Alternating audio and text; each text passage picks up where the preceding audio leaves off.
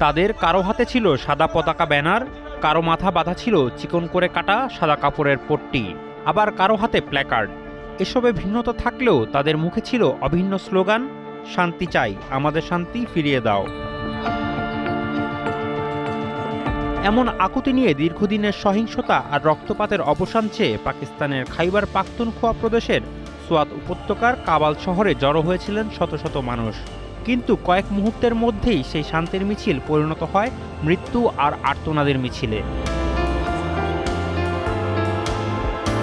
২ August শান্তি সমাবেশ চলাকালে এক আত্মঘাতী হামলাকারী ভিড়ের মধ্যে বোমা বিস্ফোরণ ঘটায়।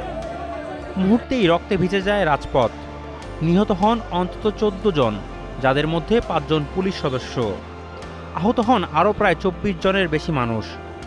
স্থানীয় সূত্র জানায়, সোয়াত আমান জিরগা এক্সট্রিম মশার কয়েল প্ল্যান্ট ফাইবার দিয়ে তৈরি, তাই সহজে ভাঙে না, সুগন্ধিযুক্ত ও নিরবিচ্ছিন্নভাবে জ্বলে। ডেঙ্গু, চিকুনগুনিয়া বাহি সহ যে কোনো মশার বিরুদ্ধে দেয় এক্সট্রিম সুরক্ষা। আয়োজিত এই সমাবেশে অংশ নেওয়া মানুষজন এলাকায় জঙ্গি তৎপরতা বন্ধ এবং স্থায়ী শান্তির দাবিতে স্লোগান দিচ্ছিলেন। পুলিশ স্টেশনের সামনে চলা সেই কর্মসূচিতেই হামলাটি ঘটে। বিস্ফোরণের পর চারদিকে ছড়িয়ে পড়ে ধোঁয়া, ধ্বংসস্তূপ আর মানুষের আর্তচিৎকার। আহতদের দ্রুত কাবাল হাসপাতাল ও সাইদু শরীফের সেন্ট্রাল হাসপাতালে নেওয়া হয়।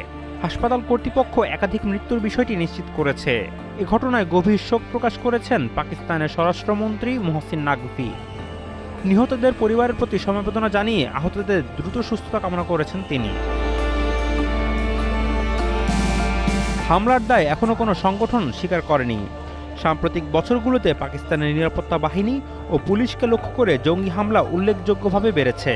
শান্তির দাবিতে রাস্তায় নেমেছিলেন সাধারণ মানুষ, কিন্তু তাদের সেই কণ্ঠস্বরকে স্তব্ধ করে দিল আরেকটি আত্মঘাতী বিস্ফোরণ। শান্তির প্রত্যাশা আর সহিংসতার বাস্তবতার এই নির্মম বৈপরীত্য আবারও রক্তাক্ত করে গেল পাকিস্তানের একটি জনপদকে। শাহেদ আলম ফাহিম, কালের কণ্ঠ।